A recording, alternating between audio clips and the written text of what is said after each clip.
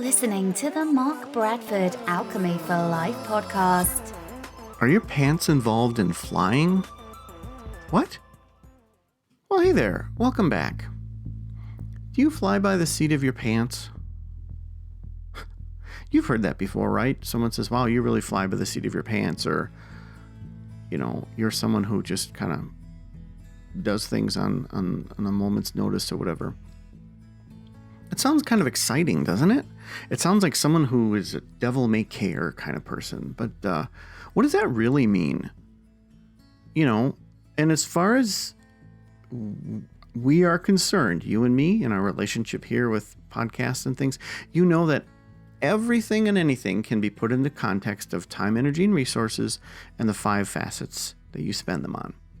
So I look at that and I think, what does that mean?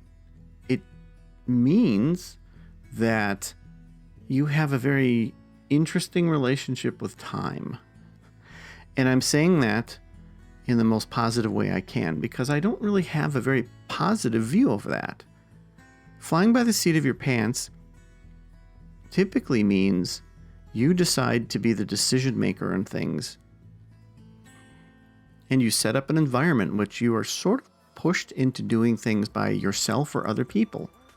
Well, what does it mean to be pushed into something by yourself? That doesn't make any sense. I mean, either people are forcing you to do stuff, or you're forcing yourself to do stuff. So what is it?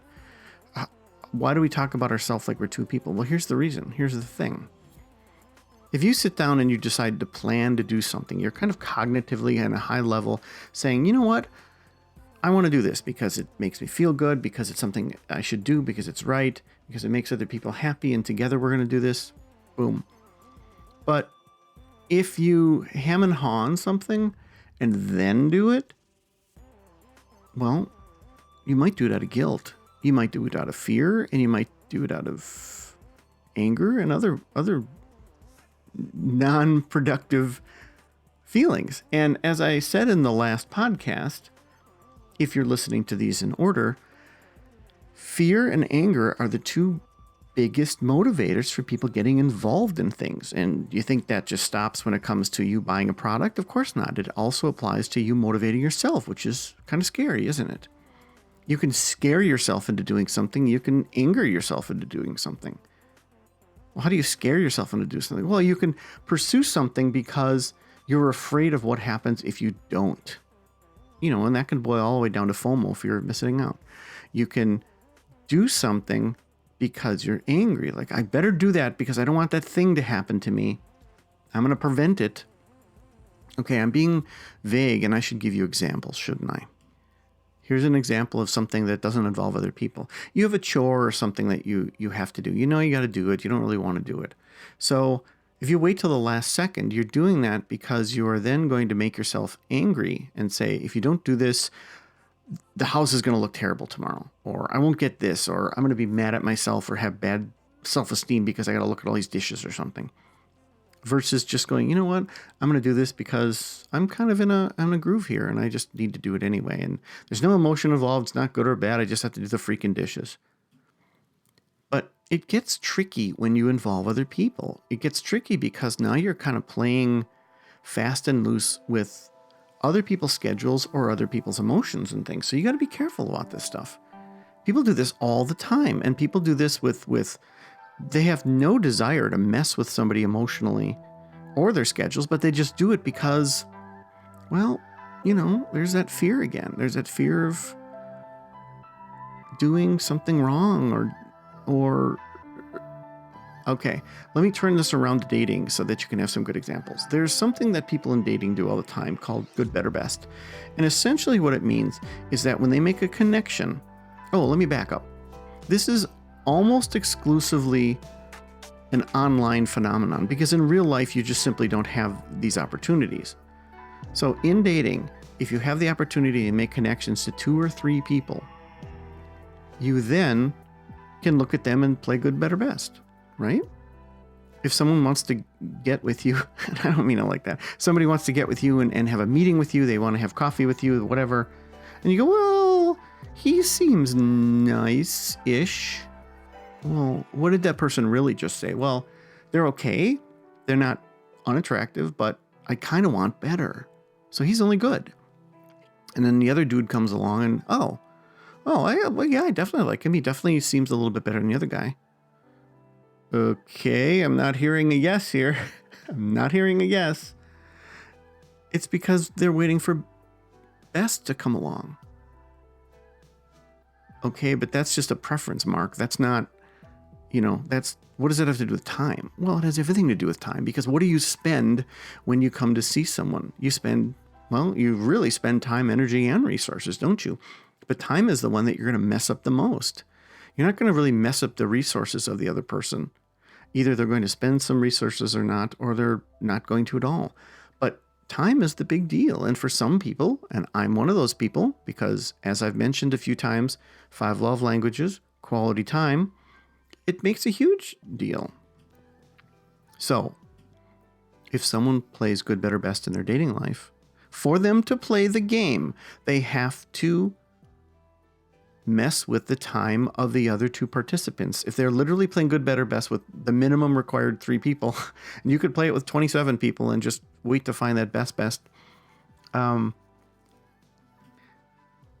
you're messing with the time of 26 people to get to that 27th best person. So that's where the time comes along. And honestly, you're messing with your own time. You're actually wasting a lot of your time, effort, time, energy, and resources trying to find that perfect person. The same can happen in work. The same can happen in friendships. The same can happen in any way that you are connecting to another person in which you exert some sort of control over their time. And how, that means, hey, can you help me move? Hey, do you want to come for a party? Hey, do you want to meet for dinner? Hey, whatever. You're saying, hey, I want to grab some of your time. And this becomes a lot more important these days for 2 reasons. First of all, we are very disconnected and connected at the same time. We are far more disconnected than they used to be, not only because of technology, but because of recent happenings. But we're also far more connected than we used to be because of recent happenings and because of technology. I mean, people are sick of these Zoom meetings and these video meetings and so forth. People who spend their life and their days on LinkedIn and other social media, mostly like business sites like LinkedIn, are constantly writing back and forth with people and saying, hey, do you want to do this? Hey, do you want to meet? Want to jump on a quick call? Da-da-da-da-da-da-da. They're trying to grab some of your time in that respect. But I will tell you, if someone says, hey, click on my Calendly link and set up a time with me, even though they put the effort on my shoulders, they're giving me control over my own time. That's a bonus and that's a plus. And you can't see that I have my thumbs up, but I do.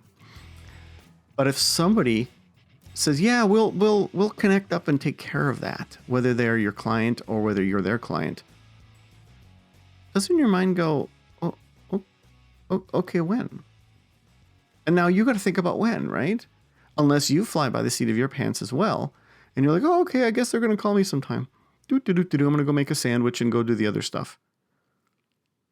How does that work out for you? I mean, I honestly want to know.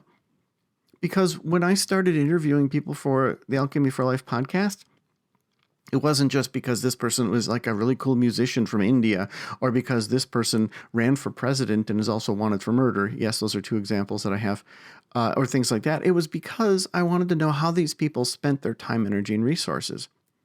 Were they creative types that spent time and energy in such a way that it was hard to put your head around? Were they, straight and narrow person that were very scheduled and planned and so forth, or what? So let those sink in. And I know I talk fast. I cram a lot in the 10 minutes because I don't want to waste your time. Aha. So you might want to pause a few times during this. You might want to go back and re-listen again. In fact, I bet if you re-listen to this, you'd probably get 50% more information from it. But think about the kind of person you are. Are you seat of your pants person, or are you a planner? Are you the let's connect and do a thing person? Or are you the let's connect at 6 p.m. and do a thing person? Does it bother you if people want to connect with you, but they don't solidly put it on a calendar somehow. So for that little tiny piece of your brain that's going, well, I'm not going to make a 9 o'clock appointment with my grandmother. I'm not talking about that. Although there are special things in place with the relationship with your grandmother that allows you to gauge that. Because I would bet you that there is some sort of assumption of time, an assumption of timing, if you make plans with your grandmother to come see her, because she doesn't drive and you're going to pick her up, or you're going to just come over and visit, and she's been waiting forever for you to visit. Trust me, I'll bet she's pretty vocal if the timing on when you're supposed to see her doesn't fit what she thought she heard when you said you were going to come see her. Oh, I thought you were going to come see me like in a few days. Grandma, I'm busy with this and that and the other. Oh. And you hear the disappointment, right? So I just want you to think about that. I want you to think about how you're flying by the seat of your pants when it comes to one of the key elements of life, how that works out for you. And I can hear those other gears. I hear them. I hear the resistance. I know you're resisting me. I know you're saying, Mark, I'm not going to be a planner. I'm not going to lay everything out. It's not how life works, especially because I'm a creative person and I'm blah, blah, blah. Didn't say any of that. Never said any of that. I'm just saying, give yourself a moment of retrospect. A minute. Literally a minute in your busy life to think about how you approach things like this, how it affects other people, and how it affects you. And I will see you next time. Hey, it's me. Thanks for listening. I appreciate it. Got to tell you that The Sword and the Sunflower has been out, and if you pick up a copy of The Sword and the Sunflower, you'll be ready for the release of Amira, the epic conclusion to the story of The Sword and the Sunflower.